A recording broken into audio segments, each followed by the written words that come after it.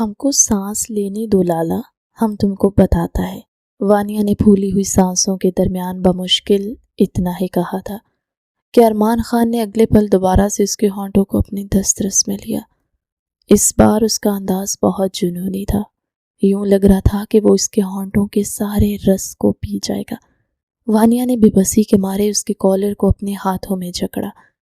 جب اسے سانس لینا دشوار ہو گیا تو ارمان نے ایک بار پھر سے اسے خود سے دور کیا۔ اس بار وہ اس کی آنکھوں میں خمار بھرے انداز میں جھانک رہا تھا۔ میں نے تمہیں کیا کہا ہے پیاری لڑکی؟ یہ کہہ کر ارمان نے اس کی ناک کو اپنی انگلی کی مدد سے ہلکا سا ٹچ کیا اور پھر اس کے گالوں پر اپنے ہونٹ رکھتے ہوئے بولا، مجھے بار بار لالا کہہ کر اس رشتے کی توہین نہ کرو۔ یہ کہہ کر ارمان نے ایک جھٹکے سے اس کو اٹھا کر اپنی گود میں بٹھایا تو وانیہ کو لگا کہ اس کی جان نکل جائے گی۔ ایک تو پہلے ہی وہ اس کی قربت پر بری طرح سے مچل رہی تھی اور دوسرا ارمان کی بڑھتی ہوئی جسارتیں اسے پاگل بنا رہی تھی۔ ہم کو جانے دو، ہم پرومس کرتا ہے تم کو کبھی تنگ نہیں کرے گا، وانیہ نے روتی ہوئی شکل بناتے ہوئے کہا تو ارمان نے اس کی گردن پر اپنا ہاتھ ڈال کر اس کا چہرہ اپنے چہرے سے نزدیک کیا اور دل فریب انداز میں بولا، ہر بار تمہیں معاف کر دیتا ہوں لیکن سزا دے کر آؤں گا، اور تمہارا بھی فرض بنتا ہے کہ اچھی بیویوں کی طرح یہ سزا برداشت کرو۔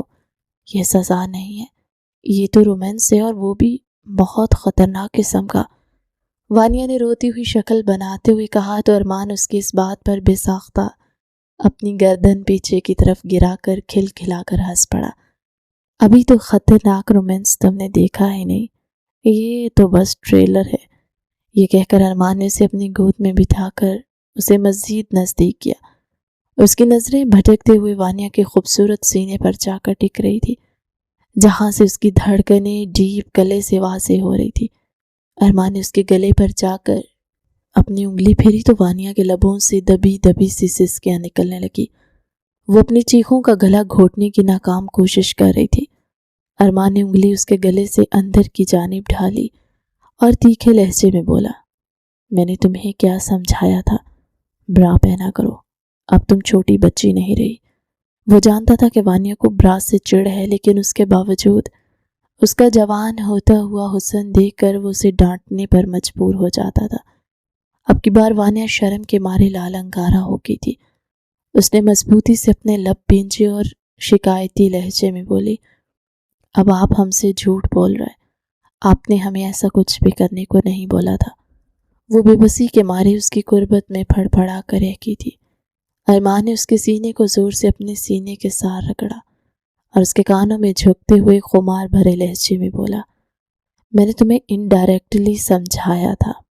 اوہ سوری، میں تو بھول گیا کہ تمہیں جب تک پوری بات سمجھائی نہ جائے تمہاری عقل میں کوئی بھی نصیحت نہیں جاتی۔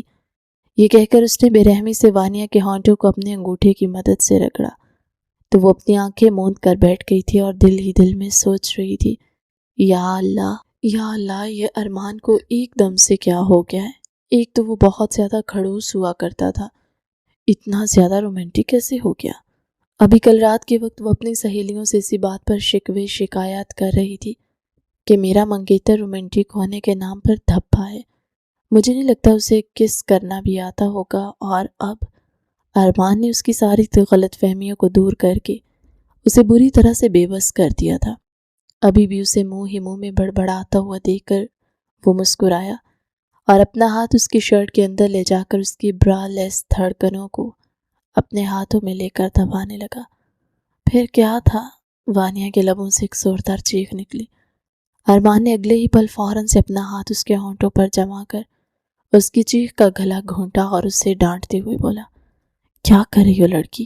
پاگل تو نہیں ہو گئی ہو؟ دادا جان یہاں پر آ گئی تو فوراً سے ہم دونوں کی رخصتی کروا دیں گے۔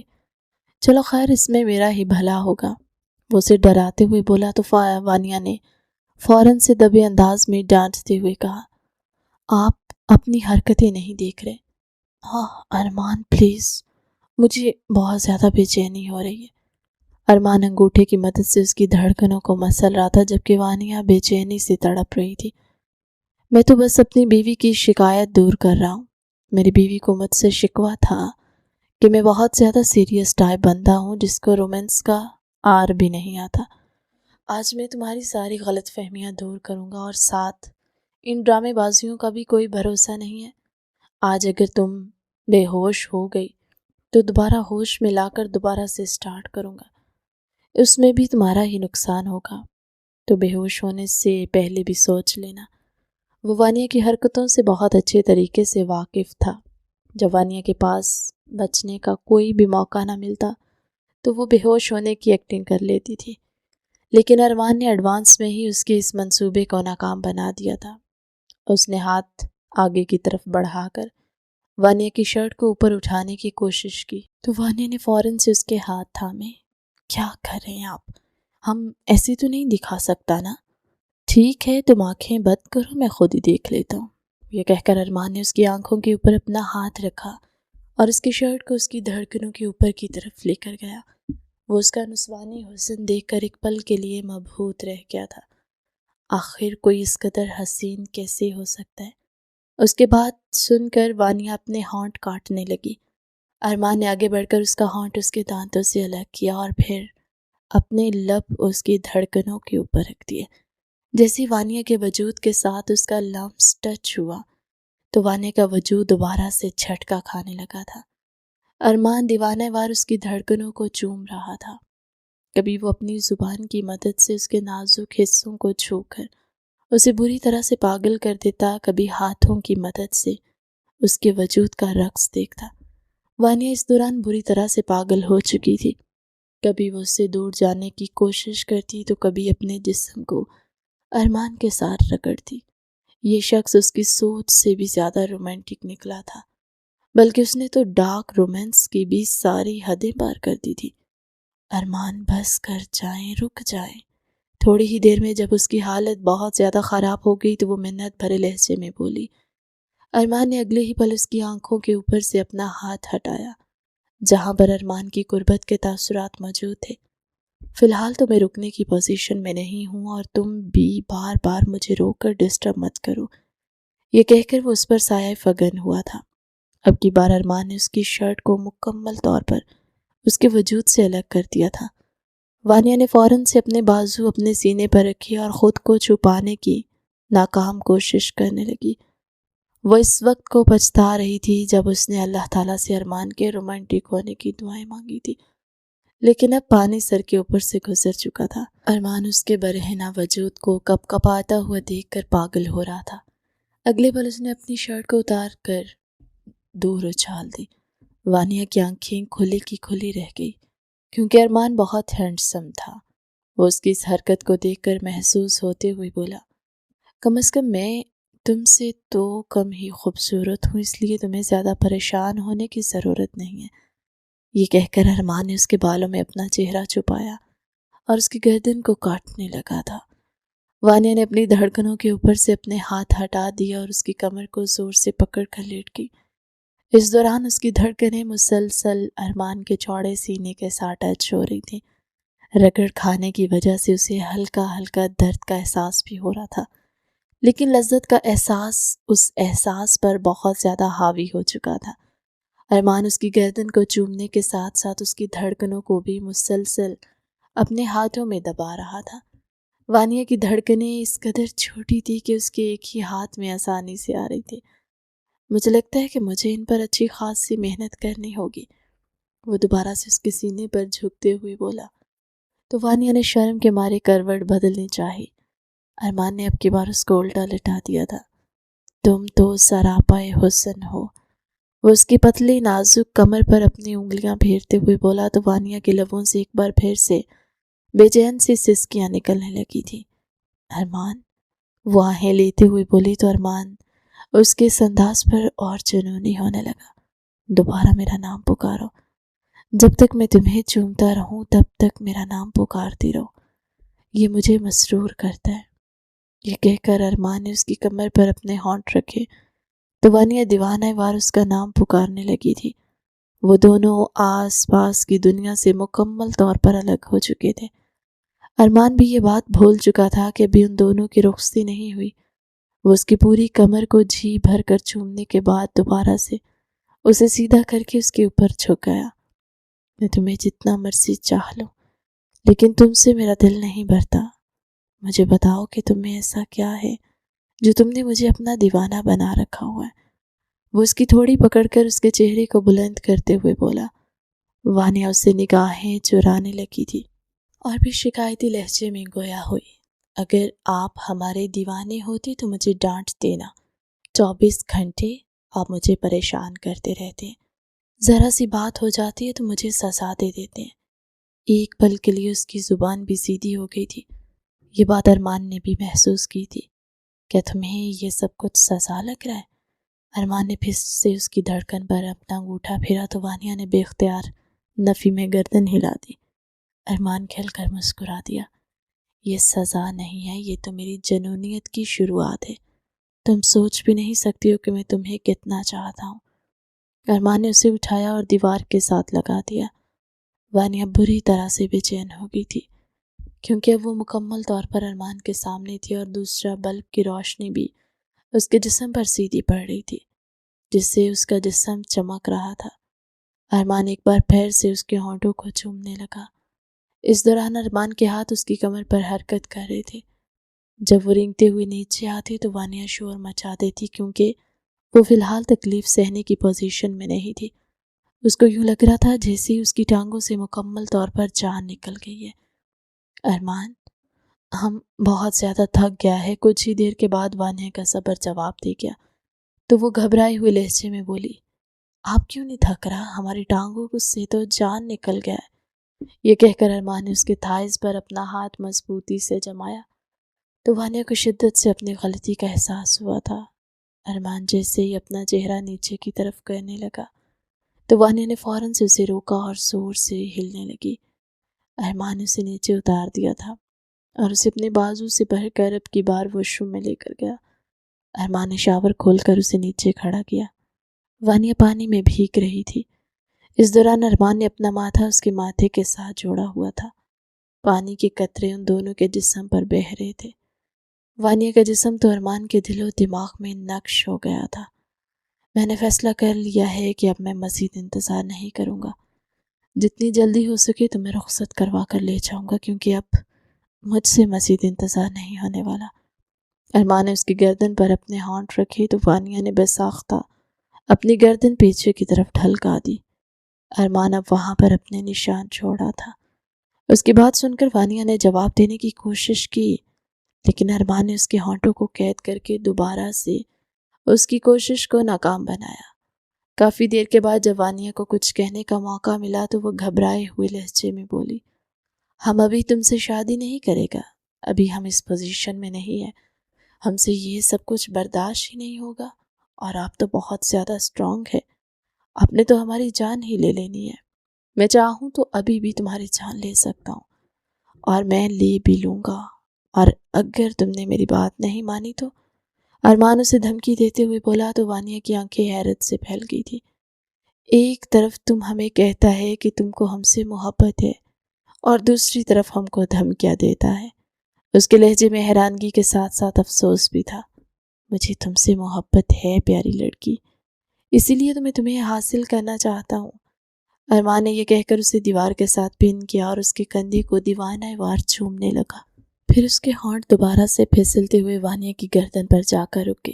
اس سے پہلے کہ وہ مکمل طور پر اس کے جسم پر مسلط ہوتا، اچانک ہی کمرے کے دروازے پر دستک ہوئی۔ وانیہ تیزی سے اسے دور ہٹی تھی۔ اس نے تولیہ اپنے گرد لپیٹ لیا۔ اس کے سر کے اوپر سے نشہ بھی اتر گیا تھا اور اب اسے شدت سے اپنی بے وقوفی کا احساس ہو رہا تھا۔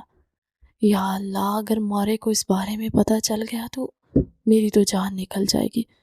اس نے بے اختیار دل ہی دل میں اپنی اماں جان کے بارے میں سوچا، کیونکہ جب سے اس کا ارمان کے ساتھ نکاح ہوا تھا تب سے ہی اس کی اماں جان اس کو سمجھا رہی تھی کہ چاہے کچھ بھی ہو جائے ارمان کے ساتھ کبھی بھی اکیلے وقت نہیں گزارنا، اور نہ ہی اس کے ساتھ تعلقات قائم کرنے کی کوشش کرنا، کیونکہ جب شادی سے پہلے میاں بیوی ایک دوسرے کے نزدیک آ جاتے ہیں تو بعد میں ان کے درمیان ویسی محبت اور قربت نہیں رہتی۔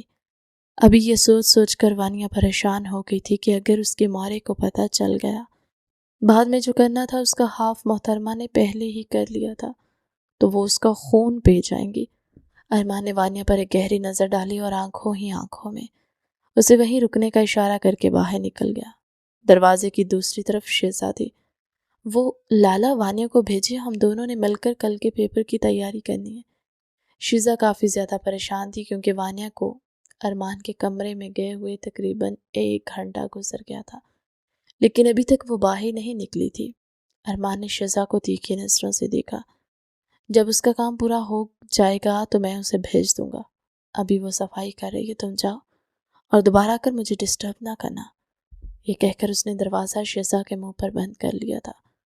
ادھر وانیہ بھی اپنی شرٹ پہن چکی تھی، لیکن اب اسے اپنے بھیگے ہوئے بالوں کی ٹینشن ہو رہی تھی۔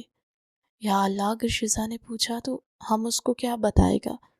وہ اپنے آپ کو شیشے میں دیکھتے ہوئے بولی۔ جب ارمان نے پیچھے کی طرف آ کر دوبارہ اس کی دھڑکنوں کو اپنے ہاتھوں میں لے کر دبایا تو وانیہ خفگی سے اس کو گھور کر رہ گئی تھی۔ اگر میں نے دوبارہ تمہارے سینے پر برا نہیں دکھی تو مجھ سے برا کوئی نہیں ہوگا۔ اگلی بار صرف ٹریلر نہیں دکھاؤں گا، بلکہ پورے کا پورا تمہارے وجود میں اتر جاؤں گا، اور وہ بھی وارننگ دیے بغیر۔ وہ اس کے گالوں کو زور سے چومتے ہوئے بولا۔ وانیہ شرم سے پانی پانی ہو گئی تھی۔ آپ ایک بہت ہی بات کہتے کہتے وہ خاموش ہو گئی، کیونکہ اسے ابھی یہاں سے نکلنا تھا۔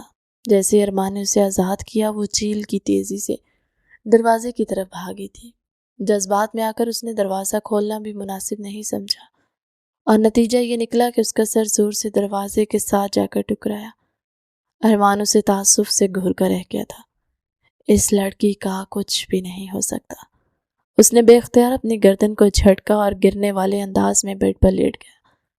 ابھی کچھ دیر پہلے گزرنے والے سنہری لمحات اس کی نظروں کے سامنے گھوم رہے تھے۔ اس کے لبوں پر دل فریب سی مسکراہٹ پھیل گئی تھی۔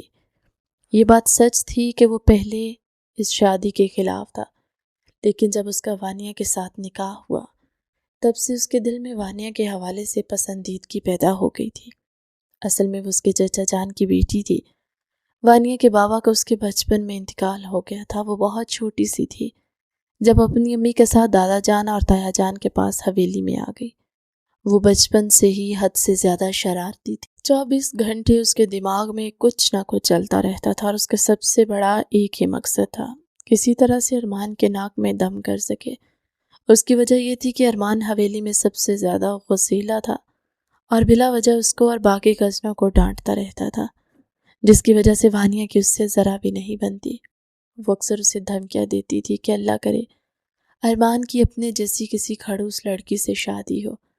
ارمان اپنے بارے میں اس کے خیالات سے بہت اچھے طریقے سے واقف تھا، اسی وجہ سے وہ اسے سب سے زیادہ سزائیں دیتا۔ کبھی کبھار تو اسے کئی گھنٹوں تک اپنے کمرے میں کھڑا رکھتا، تو کبھی اس کے گھر سے باہر نکلنے پر پابندی لگا دیتا۔ صرف یہی نہیں بلکہ وہ اس کے لیے باقاعدہ طور پر گارڈز کو پہرے کے لیے بھی بٹھاتا تھا کہ محترمہ کو کسی بھی طور پر حویلی سے باہر نکلنے نہ دیا جائے، ورنہ دوسری صورت میں وہ انہیں نوکری سے نکال دے گا۔ ان دونوں کی یہ دشمنی کافی عرصے سے چلتی آ رہی تھی کہ دادا نے اس جلتی پر آگ پر تیل کا کام کیا، اور انہوں نے نکاح کا اعلان کر دیا کہ وہ وانیہ اور ارمان کا نکاح کروائیں گے۔ یہ سن کر وانیہ کو لگا تھا کہ کسی نے ساتوں آسمان اس کے سر کے اوپر گرا دیے ہوں۔ وہ تن فن کرتے ہوئے دادا کے کمرے میں پہنچی اور ارمان کی وہاں پر موجودگی کو دیکھے بغیر نان سٹاپ شروع ہو گئی۔ دادا، کیا ہم تمہارا پوتا نہیں ہے؟ وہ جذبات میں آ کر بولی تو دادا نے تیزی سے نفی میں گردن ہلا دی۔ تم میری پوتے نہیں بلکہ میری پوتی ہو۔ یہ سن کر وہ غصے سے پاؤں پٹک کر رہ گئی تھی، جبکہ دوسری طرف بیٹھے ہوئے ارمان نے بمشکل اپنی مسکراہٹ دبائی تھی۔ دادا، ہم تمہارا جو بھی ہے، ہم تمہیں بتا رہا ہے، ہم اس ارمان کا بچہ سے شادی نہیں کرے گا۔ دادا، تم صاف صاف ہم کو یہ کیوں نہیں کہتا کہ ہم کسی کھائی میں کود جائے، یا پھر ہم کو یہ بول دے کہ ہم کسی سمندر میں جا کر ڈبکی لگا لے۔ باخدا اگر تم ہمیں کہے گا تم جا کر چھت سے چھلانگ لگا دے تو ہم چھلانگ لگا دے گا، لیکن ہم اس ارمان سے شادی نہیں کرے گا۔ 24 گھنٹے وہ ہم کو ڈانٹتا رہتا ہے۔ ارمان جو کہ تھوڑی دیر پہلے مسکرا رہا تھا، اب اس بات پر اس کا پارا یکدم ہائی ہو گیا تھا۔ وہ اس کے ماتھے پر لاتعداد بل پڑ گئے تھے کیا وہ اتنا گیا گزرا تھا؟ اس نے بے اختیار اپنے سینے پر انگلی رکھتے ہوئے اپنے آپ سے سوال کیا۔ فاروق صاحب جو کہ وانیہ کو چپ ہونے کا اشارہ کر رہے تھے اب اپنا ماتھا پیٹ کر رہ گئے تھے۔ تبھی کمرے میں ارمان کی آواز گونجی، تمہیں اتنی زحمت کرنے کی ضرورت نہیں ہے کیونکہ تمہاری شادی تو اب ہر حال میں مجھ سے ہوگی، اور میں بھی قسم کھاتا ہوں کہ میں اس وقت تک تمہیں مرنے نہیں دوں گا جب تک تم سے نکاح کر کے تمہارا دماغ ٹھکانے پر نہیں لگا دیتا۔ وہ اسے دھمکی دیتا ہوا تن فن کرتا کمرے سے باہر نکل گیا تھا، جبکہ پیچھے وانیہ کا منہ کھلے کا کھلا رہ گیا۔ اس کی آنکھوں میں بے بسی کے مارے آنسو آ گئے تھے۔ اس نے مدد طلب نظروں سے دادا جان کی طرف دیکھا تو وہ کندھے اچکاتے ہوئے بولے، بچے، میں تمہیں کافی دیر سے اسی وجہ سے ہی اشارے کر رہا تھا، وہ کمرے میں ہے۔ چلو بہتر ہوا کہ اس نے تمہارے خیالات خود ہی سن لیے، مجھے اس تک یہ باتیں پہنچانے کی ضرورت ہی نہیں پڑی۔ وہ کافی ہلکے پھلکے انداز میں باتیں کر رہے تھے، جبکہ وانیہ کو اپنی جان کے لالے پڑ گئے تھے۔ ارمان کو ذلیل کرنے کا مقصد اپنے پاؤں پر کلہاڑی مارنا تھا۔ یا میرے اللہ، اس انسان نے تو مجھے چھوڑنا نہیں ہے، وہ مجھ سے کیسے بدلہ لے گا؟ کہیں ایسا تو نہیں کہ وہ نکاح کے دن شادی سے انکار کر دے؟ ایسے تو ہماری بہت بے عزتی ہوگی، لیکن چلو خیر، ایسے اس سے جان تو چھوٹ جائے گی۔ اس نے شکر کا کلمہ پڑھا۔ رات تقریباً 11 بجے کا وقت تھا۔ وہ بے چینی سے لاؤنج پہ چکر کاٹ رہی تھی اور ارمان خان زادہ کے واپس آنے کا انتظار کر رہی تھی، کیونکہ وہ اس سے روبرو ہو کر بات کرنا چاہتی تھی اور اسے اس رشتے سے پیچھے ہٹنے کے لیے کہنا چاہتی تھی۔ پورے 11:15 پر ارمان لاؤنج میں داخل ہوا تھا۔ وہ اندر کی طرف جانے ہی لگا تھا کہ وانیہ تیزی سے بول پڑی، لالا، ہماری بات تو سنتا جا۔ ارمان کے قدم وہیں پر ہی تھمے تھے۔ وہ اس کی طرف گھوما اور تیکھی نظروں سے دیکھنے لگا۔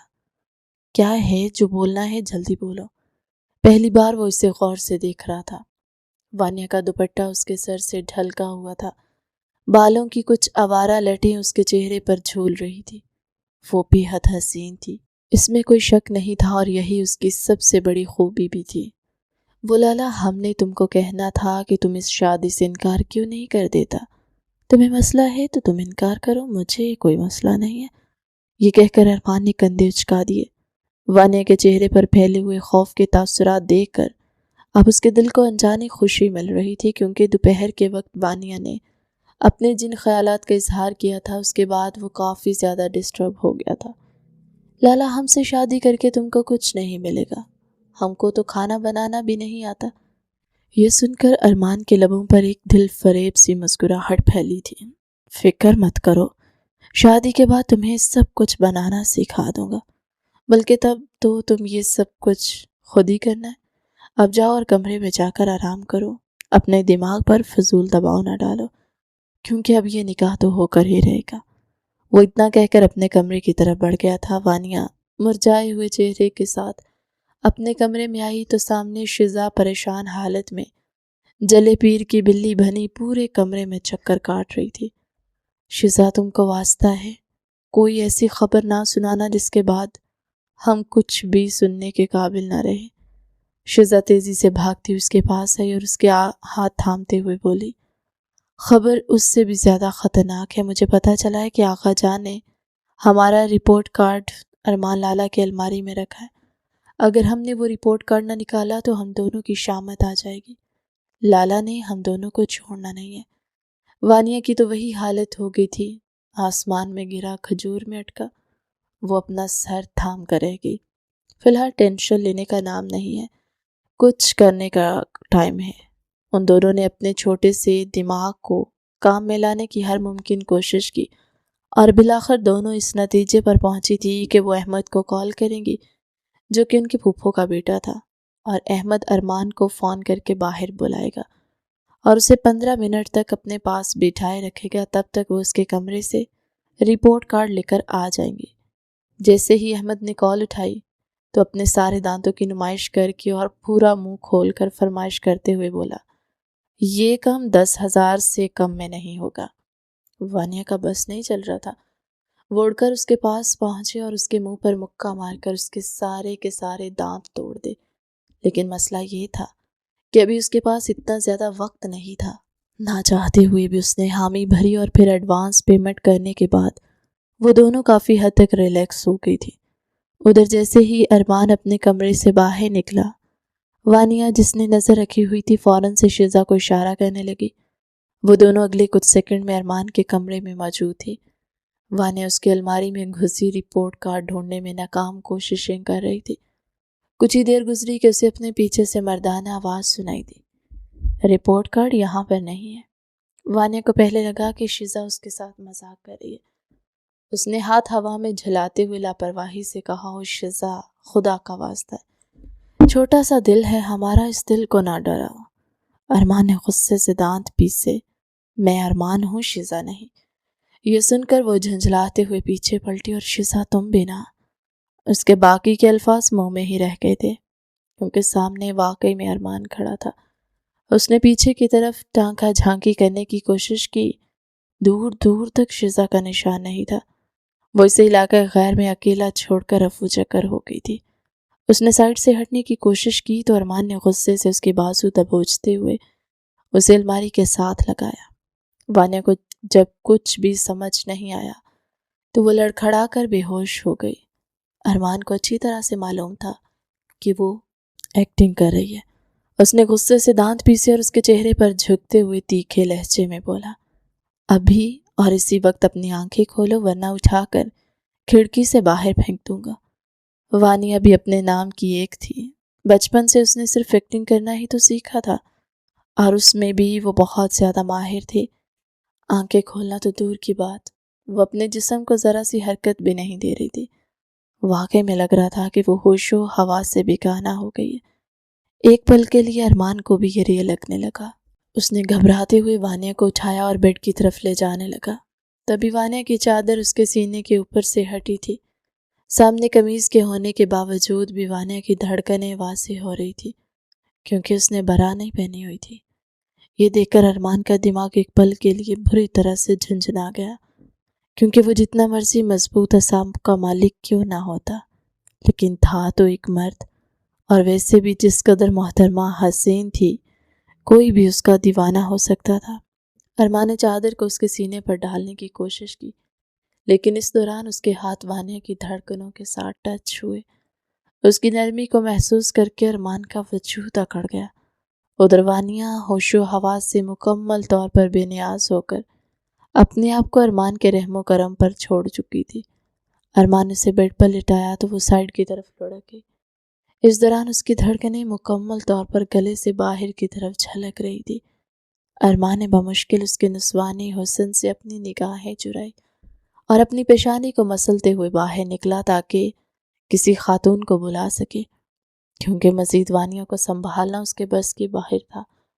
وہ دادی جان کو پکڑ کر اپنے کمرے میں لے کر آ گیا، ورنہ اگر اپنی امی جان کو کہتا تو وہ اس سے 1000 سوال پوچھتی، اور وانیہ کی اماں کو تو بتانے کی اس میں جرت ہی نہیں تھی کیونکہ وہ اس معاملے میں بہت زیادہ سخت تھی۔ دادی جب ارمان کے ساتھ کمرے میں داخل ہوئی تو روم خالی تھا، وہاں پر کسی بھی قسم کا نام و نشان نہیں تھا۔ ارمان کا پارا یکدم غصے کے مارے ہائی ہوا جبکہ دادی جان اپنی مسکراہٹ دبانے لگی، بیٹا وانیہ کہاں پر ہے؟ انہوں نے ارمان کے کندھے کو تھامتے ہوئے کہا تو وہ بس ان کے چہرے کو دیکھ کر رہ گیا تھا۔ کہاں ہوگی ڈرامے باز لڑکی، یہاں سے بھاگ گئی ہوگی۔ میں آپ لوگوں کو بتا رہا ہوں، شادی کے بعد اگر کسی نے میرے معاملات میں دخل اندازی کرنے کی کوشش کی تو مجھ سے برا کوئی نہیں ہوگا۔ اس لڑکی کو تو میں اپنے طریقے سے ہینڈل کروں گا۔ اگر میں نے اس کو دن میں تارے اور رات میں سورج نہ دکھایا تو میرا نام بھی ارمان خان زادہ نہیں۔ وہ حد سے زیادہ چڑا ہوا تھا۔ دادی نے دوبارہ سے اس کی کمر کو تھپکا اور تسلی امیز لہجے میں بولی، بس بیٹا بس، اتنے زیادہ جذباتی مت ہو اور اس کی ان حرکتوں کو بھی زیادہ دماغ پر سوار نہ کیا کرو۔ وہ چھوٹی ہے، نادان ہے اور تھوڑی سی شرارتی بھی ہے۔ تمہیں تو خوش ہونا چاہیے کہ تمہیں ہنس مکھ بیوی ملی ہے۔ یہ سن کر وہ بے چینی سے پہلو بدل کر رہ گیا تھا، اور پھر اگلے ہفتے اس کا وانیہ کے ساتھ بہت ہی دھوم دھام سے نکاح ہوا تھا۔ وانیہ سفید رنگ کے جوڑے میں بے حد حسین لگ رہی تھی۔ ارمان کی نظریں بار بار بھٹک کر اس کے اوپر جا کر رک جاتی تھی، جبکہ وہ اپنی سہیلی میں اپنا چہرہ گھسائے بیٹھی ہوئی تھی۔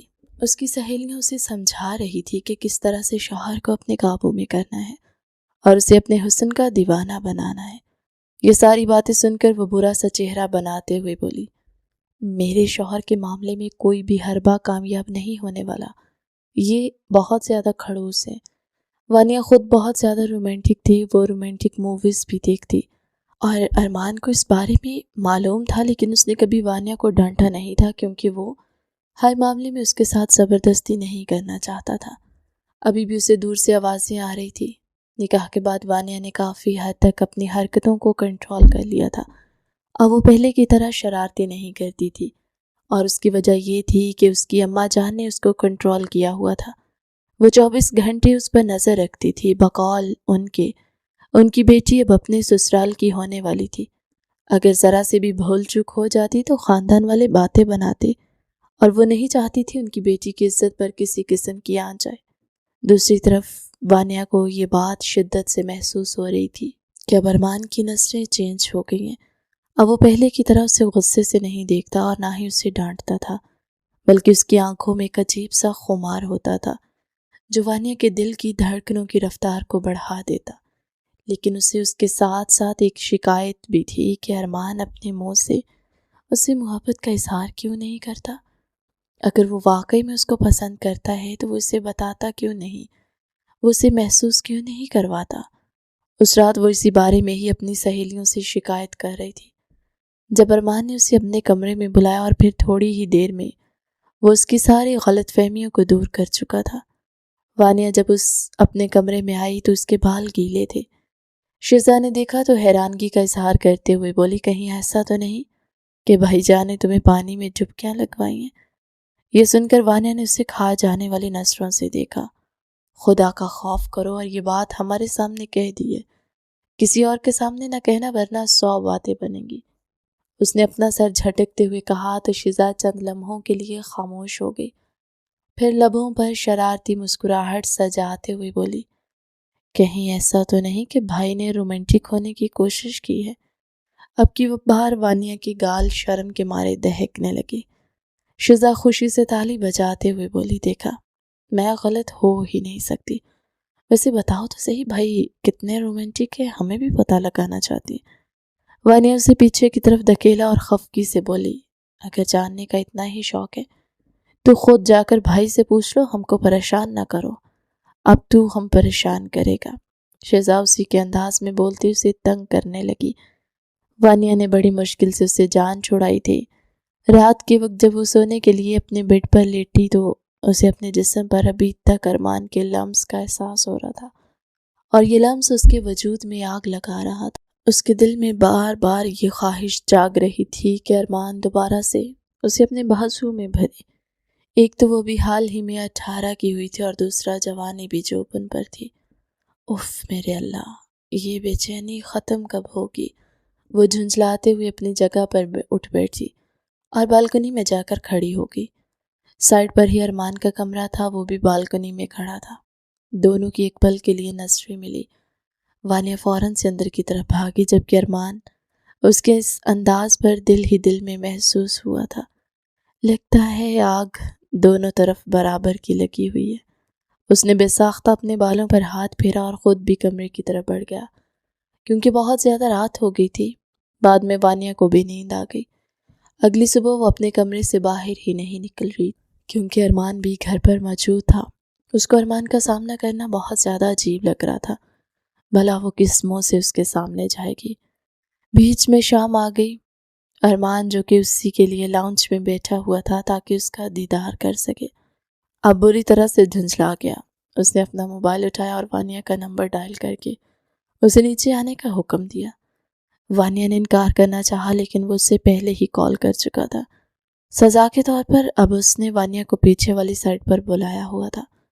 وہ دل ہی دل میں آیت الکرسی کا ورد کرتے اس جانب گئی، کہیں ایسا نہ ہو کہ اس کو اس کی اماں حضور فریدہ بیگم دیکھ لے۔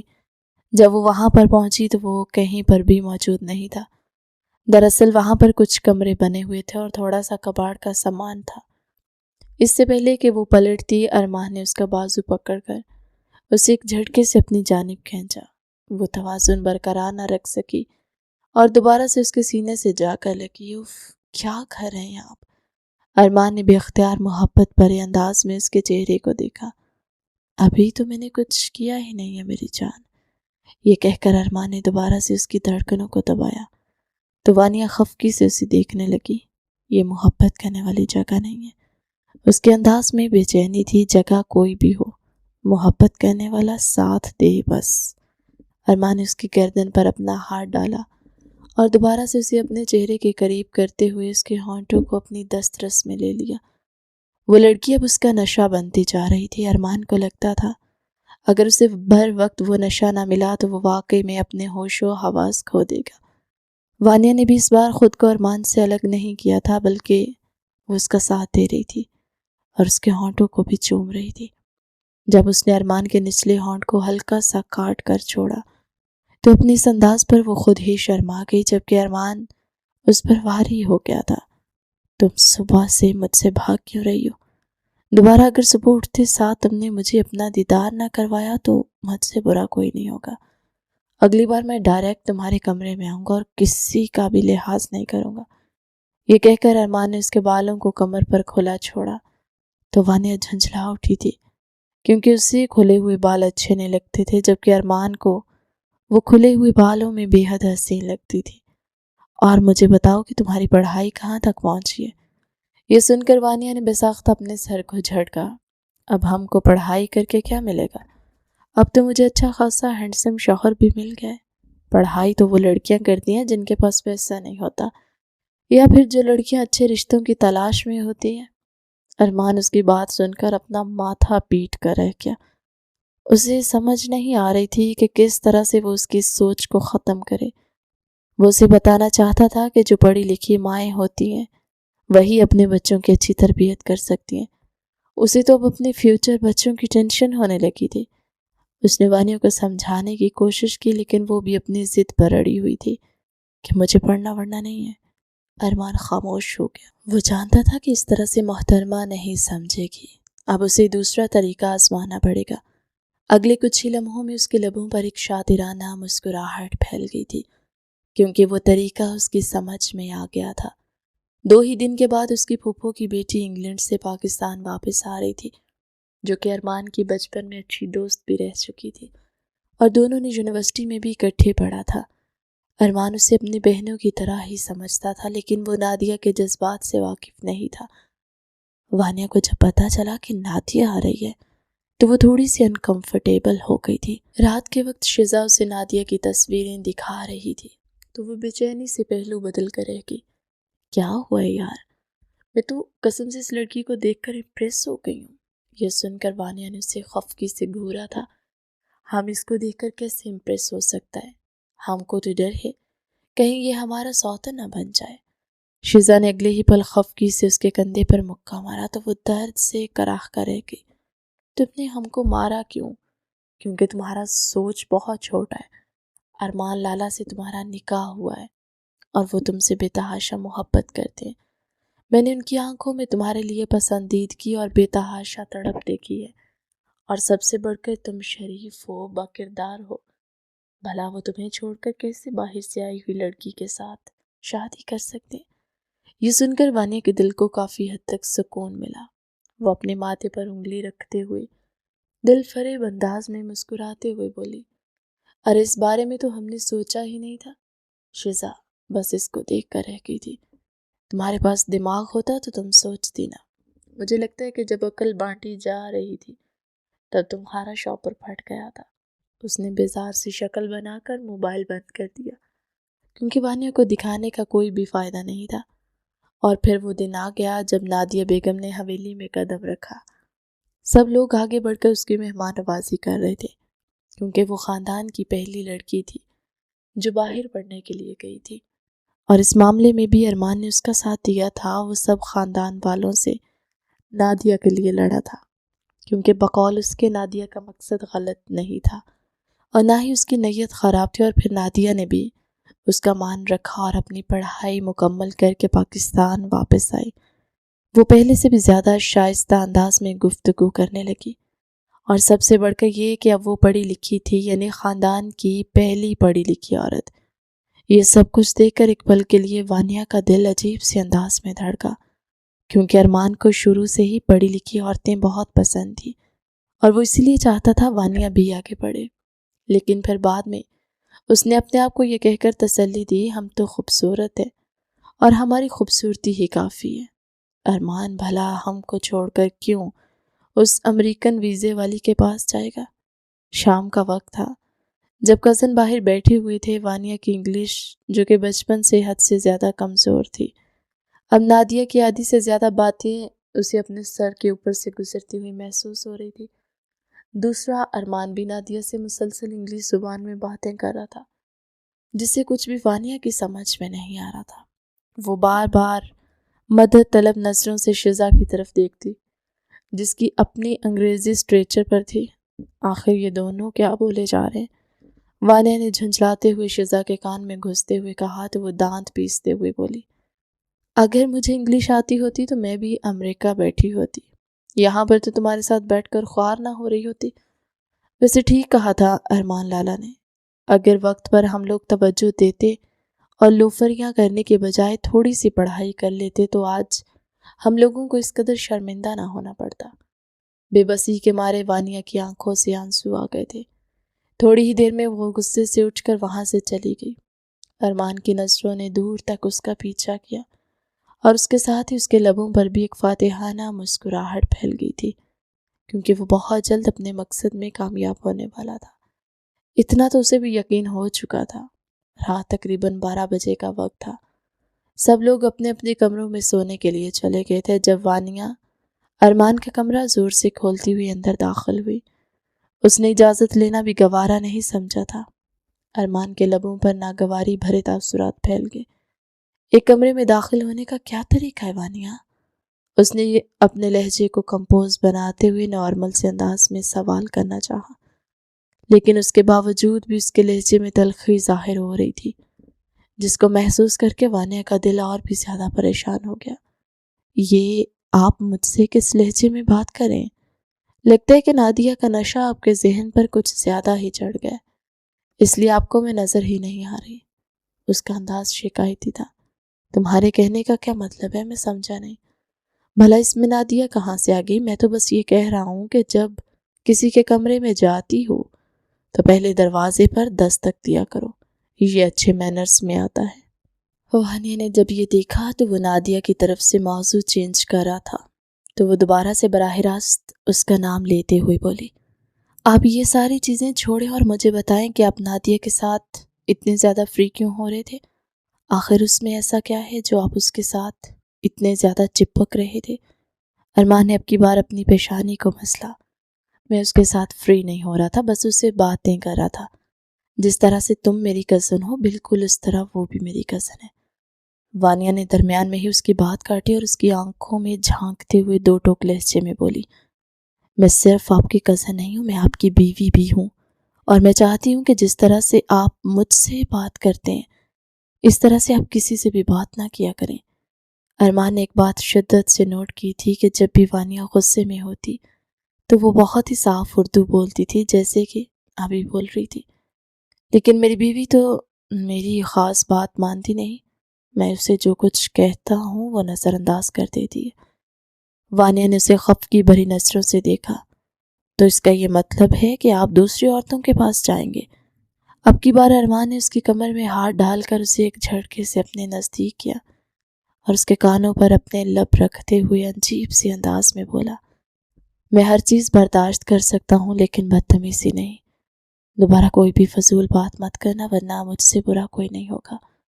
ابھی مجھے لگتا ہے کہ تم بہت زیادہ تھکی ہوئی ہو، تمہیں ریسٹ کرنے کی ضرورت ہے۔ اپنے کمرے میں جاؤ اور فضول چیزوں پر دماغ لگانے سے اچھا ہے اپنی پڑھائی پر توجہ دو، تاکہ تمہیں ہر بات کے بارے میں مجھ سے آ کر سوال نہ کرنا پڑے۔ ارمان نے اسے اپنے کمرے سے جانے کے لیے کہا تو وہ روتی ہوئی وہاں سے باہر آ گئی۔ ارمان کا مقصد اسے ہرٹ کرنا نہیں تھا، لیکن یہ ضروری تھا۔ ادھر وانیہ کا پارا ایک دم سے بہت زیادہ ہائی ہو گیا۔ اس نادیہ کو تو اپنا سبق سکھاتی ہوں۔ اس کا دماغ تیزی سے کام کرنے لگا۔ اسے پتا تھا کہ نادیہ کو چھپکلی سے ڈر لگتا ہے۔ اس کے لبوں پر ایک شیطانی مسکراہٹ پھیلی۔ اگلے ہی پل اس نے الماری سے 3-4 نکلی چھپکلیاں اٹھائی اور نادیہ کے کمرے کی طرف بڑھ گئی۔ اس کی خوش قسمتی یہ تھی کہ نادیہ واش روم میں فریش ہو رہی تھی۔ وانیہ نے وہ ساری چھپکلیاں اس کے بیڈ پر پھیلا دی، جو کہ دور سے دیکھنے پر ریئل معلوم ہو رہی تھی۔ اس کے بعد اس نے اوپر کمبل ڈال دیا تھا۔ تھوڑی ہی دیر کے بعد وہ باہر دروازے پر جا کر کھڑی ہو گئی۔ پورے 5 منٹ گزرنے کے بعد ہی اسی اندر سے نادیہ کے چیخنے چلانے کی آوازیں آئیں۔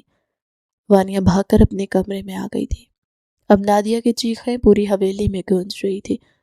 سب لوگ اس کے کمرے میں جمع ہو گئے۔ ارمان نے جب وہاں پر نکلی چھپکلیوں کو دیکھا تو لمحے کے 1000ویں حصے میں اس کو ساری کہانی سمجھ میں آ گئی تھی۔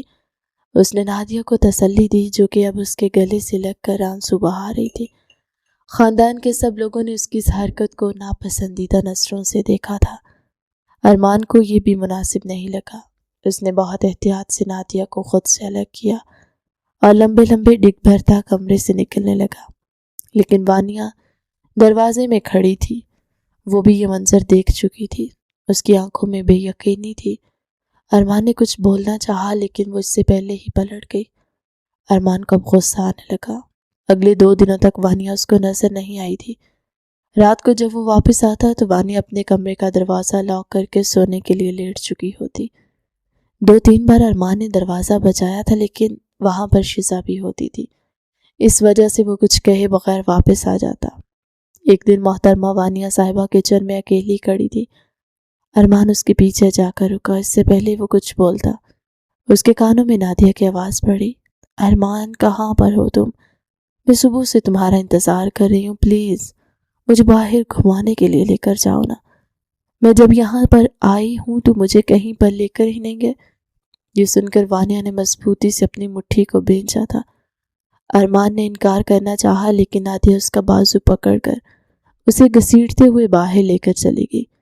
وانیہ نے غصے سے پلیٹیں زمین پر مار کر توڑ دی تھی اور اپنا چہرہ دونوں ہاتھوں میں چھپا کر پھوٹ پھوٹ کر رونے لگی۔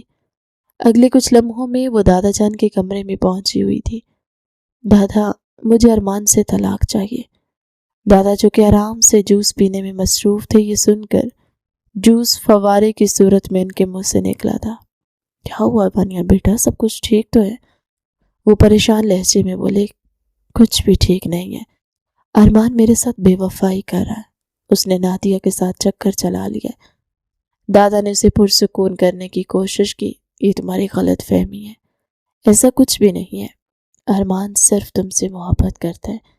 نادیہ تو اس کی بہنوں جیسی ہے، اگر وہ اس کی بہنوں جیسی ہے تو پھر وہ بہنوں کی طرح لیا کرے، کیوں نہیں کرتی؟ ارمان کو ایسے نخرے دکھاتی ہے جیسے وہ اس کی گرل فرینڈ ہو۔ ایسے تو کبھی میں نے بھی نخرے نہیں دکھائے، اور میں یہ بھی جانتی ہوں ارمان اس کو پسند کرتا ہے کیونکہ وہ پڑھی لکھی ہے۔ دادا ٹھہرے ہوئے لہجے میں بولے، ارمان کے اس رویے اس کی بے وفائی نہیں بلکہ تمہاری ضد سے عاجز آ جانے کا نتیجہ ہے۔ تم اسے اپنی محبت سے نہیں بلکہ اپنی حماقتوں سے خود سے دور کرے۔ یا دیکھو، نادیہ کا پڑھا لکھا ہونا اس کی طاقت ہے اور تمہاری جہالت تمہاری کمزوری۔ کیا تم واقعی اتنی کمزور ہو کہ نادیہ سے ہار مان لو گی؟ کیا تمہاری محبت اتنی کمزور ہے کہ نادیہ کی ڈگریوں کے سامنے ڈھیر ہو جائے گی؟ وانیہ کی آنکھوں میں آنسو تھے، مگر دادا کی باتوں نے اسے اندر تک جھنجھوڑ دیا۔ دادا نے اپنی بات جاری رکھی، ارمان کو ایسی بیوی چاہیے جو اس کی ہمسفر بن سکے، نہ کہ صرف اس کے لیے درد سر بنی رہے۔ اگر تم چاہتی ہو کہ ارمان صرف اور صرف تمہارا ہو تو تمہیں خود کو بدلنا ہوگا۔ تعلیم صرف پڑھائی کے لیے نہیں بلکہ شعور پیدا کرنے کے لیے ہوتی ہے۔ کیا تم نہیں چاہتی کہ ارمان تمہاری ذہانت پر فخر کرے؟ تم اس کی حریف بننے کی بجائے اس کی فخر بنو۔ وانیہ نے ساکت نظروں سے دادا کو دیکھا۔ وہ الفاظ جو دادا نے کہے تھے وہ وانیہ کے دل کے کسی انجانے کونے میں جا کر دستک دے رہے تھے۔ اسے محسوس ہوا کہ وہ اتنے عرصے سے صرف لڑائی اور سزاؤں کے چکر میں خود کو تباہ کر رہی تھی۔ اس نے پہلی بار غور کیا کہ ارمان اس پر غصہ کیوں کرتا ہے۔ وہ اسے ڈانٹتا نہیں تھا بلکہ اسے ایک بہتر انسان بنانے کی کوشش کر رہا تھا۔ وانیہ نے اپنے آنسو صاف کیے اور اس بار اس کی نظروں میں ایک عزم تھا۔ اس نے دھیمی آواز میں کہا، دادا جان کیا اب بھی وقت ہے؟ دادا جان مسکرائے، بیٹا ارمان کا جنون تمہارے لیے پہلے دن سے وہی ہے، وہ تو بس تمہارے اندر چھپی سمجھدار لڑکی کو باہر لانا چاہتا تھا۔ کل سے تمہاری پڑھائی شروع ہوگی اور میں خود اس بات کو یقینی بناؤں گا کہ ارمان تمہارے اس فیصلے پر ناز کرے۔ یاد رکھو، مرد کا دل جیتنا ہے تو اس کے دماغ کو اپنی ذہانت سے قائل کرنا سیکھو۔ وانیہ کے اندر ایک نئی آگ جل اٹھی تھی۔ اسے اب نادیہ سے کوئی خوف نہیں تھا۔ اسے احساس ہو چکا تھا کہ نادیہ کے پاس ڈگریاں ہو سکتی ہیں، لیکن ارمان کے دل میں جگہ صرف اس کے لیے۔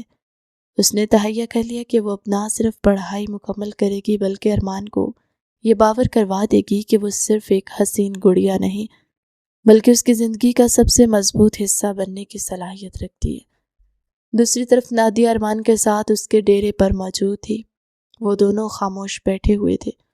تبھی وہاں پر نادیہ کی آواز پہنچی، ارمان میں جانتی ہوں دادا جان نے تمہاری وانیہ کے ساتھ شادی زبردستی کی تھی، اور مجھے یہ بھی اندازہ ہے کہ تم اس لڑکی کو پسند نہیں کرتے۔ ارمان نے بے اختیار اس کے چہرے کو دیکھا اور آئی بروز چکاتے ہوئے بولا، تمہیں غلط فہمی ہوئی ہے، ایسا کچھ بھی نہیں ہے۔ یہ سن کر نادیہ پھیکے سے انداز میں مسکراتی تھی۔ تم چاہے اس بات کو تسلیم نہ کرو لیکن میں تمہاری بیسٹ فرینڈ ہوں۔ میں تمہارے دل کا حال تمہارے چہرے سے پڑھ لیتی ہوں۔ یہ سن کر ارمان اپنی جگہ پر اٹھ کھڑا ہوا۔ تم کچھ زیادہ ہی خوش فہمی کا شکار ہو چکی ہو۔ اگر تمہیں لگتا ہے کہ تم میرے دل کا حال پڑھ سکتی ہو تو تمہیں پہلے ہی دن اندازہ ہو جاتا کہ میں وانیہ سے کس قدر محبت کرتا ہوں۔ وہ میری زندگی کا ایک خاص حصہ ہے جسے میں کسی بھی قیمت پر نہیں کھو سکتا، لیکن وہ تمہارے جیسی نہیں ہے ارمان۔ اس کو اور خود کو دیکھو، تم دونوں میں زمین آسمان کا فرق ہے۔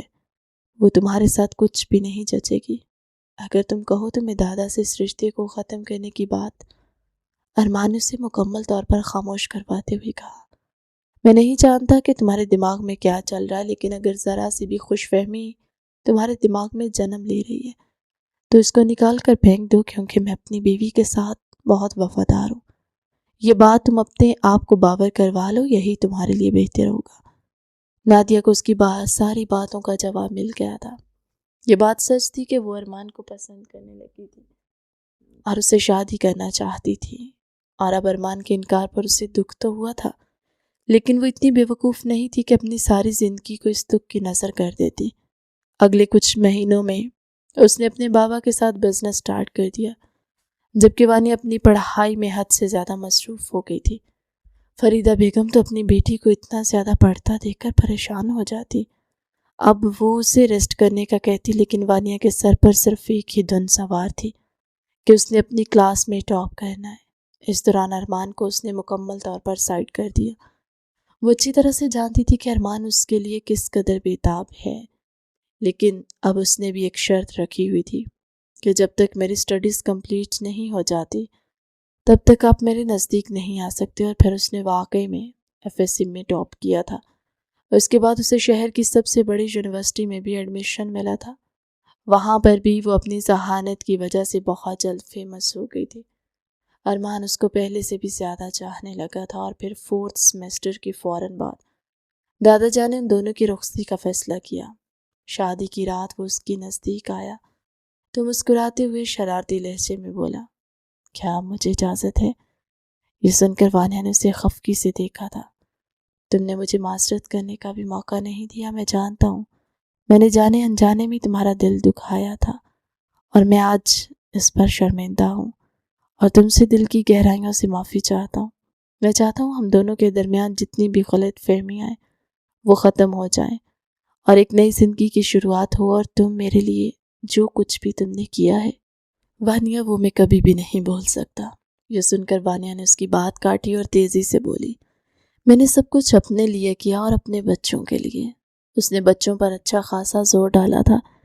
ارمان نے اپنی مسکراہٹ دبائی اور سنجیدہ لہجے میں بولا، بچے تو تب ہوں گے نا جب تم مجھے اپنے قریب آنے دو گی۔ یہ کہہ کر وہ اسے اپنے نزدیک کر چکا تھا۔